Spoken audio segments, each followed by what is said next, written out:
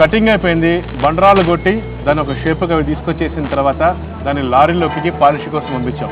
ఇక మిగిలిన చెత్త అంతా క్లీన్ చేసి మనం ట్రాక్టర్కి ఎక్కిస్తున్నాం. ఇదిగో పొద్దు నుంచి మేము అందరం కష్టపడుతున్నాం. ఏమ్మా ఏం పేరు నీది? మునేశ్వరినా? ఎన్ని రోజుల నుంచి పని చేస్తున్నారు? మేము 10 ఏళ్ళ నుంచి చేస్తున్నాం సార్. 10 ఏళ్ళ నుంచి చేస్తున్నాం. 10 ఏళ్ళ నుంచి పని చేస్తున్నావా? 10 ఏళ్ళ నుంచి పొద్దుగాల ఎన్నింటికి వేస్తాం ఇక్కడికి? 8కి. పొద్దున 5కి లేస్తాము. 5కి లేస్తారా? మళ్ళా 5కి వంట చేసుకొని 8కి వస్తాం. 5 వంట చేసుకొని 8కి వస్తాం. ఇక్కడ మీ ఊరు నుంచి ఇక్కడ క్వారీకి ఎంత దూరం ఉంటుంది? 3 కిలోమీటర్లు. 3 కిలోమీటర్లు. ఎట్లా వస్తారు అక్కడ నుంచి ఇక్కడికి? ట్రాక్టర్లో వస్తారా? ఎంతమంది పిల్లలు ఉన్నారు? 2 ఆడపిల్లలు. 2 ఆడపిల్లల? పిల్లలు ఏం చదువుతున్నారు? 10వ తరగతి చదువుతుంది ఒక అమ్మాయి. 9. 10వ తరగతి అమ్మాయి చదువుతుందా? ఒక అమ్మాయి 9. అదేందుకు ఇంత నువ్వు కష్టపడుతున్నావు? ఇంతలా ఎందుకు కష్టపడుతున్నావు నువ్వు? పిల్లలను పట్టించుకోవడానికి. ఇప్పుడు ఇన్ని రోజుల నుంచి పని చేస్తున్నావు కదా, మరి గోడల నొప్పులు, కాళ్ళు నొప్పులు, టిఫిన్ నొప్పులు రావట్లేదు? అన్నీ వస్తున్నాయి సార్. రోజు చూపించుకోవాలా. రోజు వెళ్తావు హాస్పిటల్కి? ఏ నొప్పులు వస్తాయి? కీళ్ళ నొప్పులు, నడువు నొప్పులు, కాళ్ళ నొప్పులు, ఇట్లాంటివన్నీ ఉన్నాయి. అవునా? మరి ఎట్లా? మరి 10 సంవత్సరాలు పని చేస్తూ ఉంటే ముందు ఉపయోగిస్తే అసలు మంచం వేసి లేవలేమో? లేవలేము. ఏమన్నాడు డాక్టర్ దగ్గరికి వెళ్తే? ఏమంటారు సార్? సూదేస్తాడు, మాటలు ఇస్తాడు. 400 పని చేస్తే 200 ఆసుపత్రికి, 200 ఇంట్లో ఖర్చులకి. డబ్బులంతా హాస్పిటల్కి పోతున్నాయా? మాకు సొంత వీళ్ళు లేదు సార్. బాడీ ఇంట్లో ఉందాం. ఎంత రెంట్? ఎంత ఇంటి బాడుగా? 500.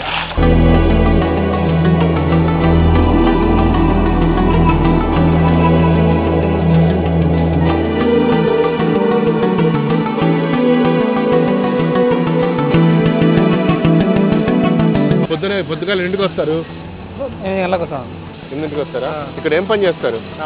అంటే కటింగ్ చేస్తుంటావా లేకపోతే? పొద్దున్న చేస్తే ఎంత సంపాదిస్తావు? 350, 300 అంతే. నువ్వు ఒక్కడివే? ఎవరెవరు? నీ భార్య? ఎక్కడి నుంచి వస్తారు? రామకృష్ణాపురమా? ఏమ్మా నువ్వు కష్టపడుతున్నావు కదా, మరి కాళ్ళు చేతులు నిప్పనిపిస్తావా? అనిపిస్తాయి. కష్టపడాలి కదా, అన్నం కోసం కష్టపడాలి కదా. ఎంతమంది పిల్లలు ఉన్నారమ్మా? ఒక పాప. ఒక పాప. మరి చూడు, మీరు భార్యాభర్తలు ఇద్దరు కలిసి పని చేస్తున్నారు కదా, మరి మీ పాపను కూడా ఇదే పని చేపిస్తారా? చదువుతాను అనుకున్నా. ఎందుకని? చేసి మాతోనే వాళ్ళ ఆశీర్వాదం చేసేసి. అంటే చదువుకోకపోవటం వల్ల ఇంత కష్టపడాల్సి వస్తుందంటావా? అప్పుడు చదువుకోండి, మా ఆయన బడికి పోక రాత వచ్చింది మాకు. వీళ్ళకి వచ్చి మామూలుగా సంవత్సరం అవుతుంది. నేను చిన్నగా ఉన్నప్పటి నుండి చేస్తున్నాం సార్. చిన్నప్పటి నుంచే? నాకు 10 ఏళ్ళ వయసు నుండి చేస్తున్నాం. మీకు అప్పటి ఎవరు చుట్టాలమే? అమ్మ. ఏమ్మా మరి చదివిస్తలేదు అబ్బాయిని?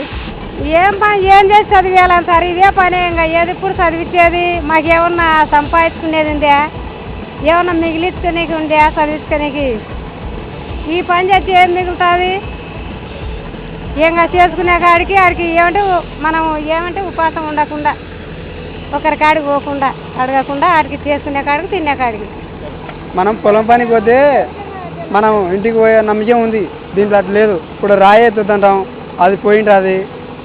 అది అట్ట పడేది తెలియదు, ఇట్ట పడేది తెలియదు. మనం అయినా పడేది తెలియదు, కింద అక్కడ సైడ్ పడేది తెలియదు. అందువలన మనం రాయి పొరేస్తుంటాం. ఇవాళ అది బెగిసి ఎగిచెచ్చి కింద కూడా పడతాం మనం. మళ్ళీ బయట మీ ఫ్రెండ్స్ అందరూ చక్కగా బండ్ల మీద స్కూల్కి వెళ్తుంటారు, కాలేజ్ చదువుకుంటారు. వాళ్ళని చూస్తే ఏమనిపిస్తుంది? చదువుకోవాలనిపించదా? చదువుకోవాలనిపిస్తుంది, కానీ మన దగ్గర మన స్తోమత కావాలి కదా మన వాళ్ళకి చదివేయాలంటే. కొందరు పని చేస్తూ ఉంటారు, తల్లిదండ్రులు కూడా. కొందరు చేయలేమి ఉంటారు. అందుకు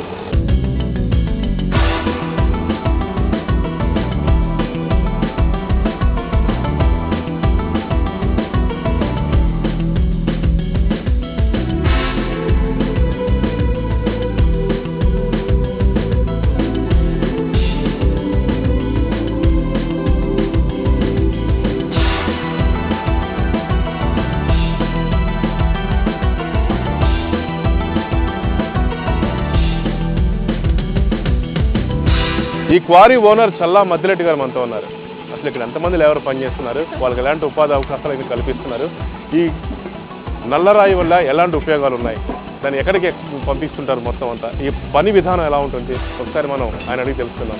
నెక్స్ట్ చూడండి మద్దిరెడ్డి గారు, ఇక్కడ ఎన్ని ఎకరాల్లో మీరు చేస్తే ఎప్పటి నుంచి మీరు పని చేస్తున్నారు? ఎందుకంటే చాలా మంది వర్కర్స్ చేస్తున్నారు. అవును. ఎందుకంటే సిటీలో మధ్య పనులు కూడా దొరకట్లేదు. అవును. మీరు ఇంతమంది మీరు ఎట్లా ఉపాధి కల్పిస్తున్నారు? మేము మా ఏరియాలో ఇట్లా బండలు అనేది మాకు పడడం వల్ల మేము అదృష్టముగా చేసుకొని మేము దీంతోనే జీవనం చేసుకొని బతకగలుగుతున్నాం. మా దగ్గర ఉన్న లేబరు అందరం కలిసి ఏదో అందరము చేసుకొని తిరగలుగుతున్నాం. మొత్తం ఎంతమంది పని చేస్తుంటారు? ఇప్పుడు ఇక్కడ ఒక 60 మంది పని చేసుకుంటారు. మీకు ఈ పని గురించి చాలా బాగా అవగాహన ఉంటుంది. మీరు ప్రతిదీ గురించి మీరు ఎక్స్ప్లెయిన్ చేయగలుగుతున్నారు. మేము మొదటి నుంచి దీని మీదనే మేము పని చేసుకునే వాళ్ళం. మేము వడ్డే వాళ్ళం కాబట్టి మాకు ప్రతి పని మాకు తెలుసు. దీనిలో మా క్యాస్ట్కు ఈ కొండ పని మాకు పూర్తిగా మాకు అనుభవం. మీరు పని చేసేటప్పుడు మీరు మీ సంపాదన ఎంత ఉండేది అప్పట్లో? మేము ఇదే మామూలుగా రోజు ఒక 500, 1000 రూపాయలు పని చేసుకునే వాళ్ళము.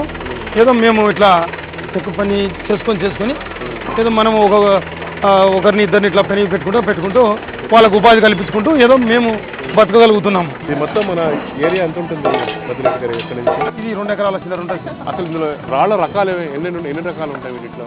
ఈ పత్రాల కాడ నుంచి 2 అంగనాల వరకు ఉంటుంది సార్. ముక్కాల నుంచి 2 అంగనాల వరకు ఉంటాయి. సో ఇప్పుడు ఇంత హైట్ నుంచి మీరు తీసుకుంటారు కదా, ఇప్పుడు ఈ పై నుంచి అంతా కనబడుతుంటే ఆ రాయిలో ఈ రాయిలో తేడా కనబడుతుంది. ఎందుకంటారు ఇట్లా? ఆ పైది అంతా మొత్తం వేస్టేజ్ సార్. అది ఇదంతా అదంతా వేస్టేజ్. అది వేస్టేజ్ అంతా తీసేసేయాలి. తీసేసిన తర్వాత అటు నుంచి మేము మిషన్లతో కోతలు కోసి పని చేసుకోగలుగుతున్నాం.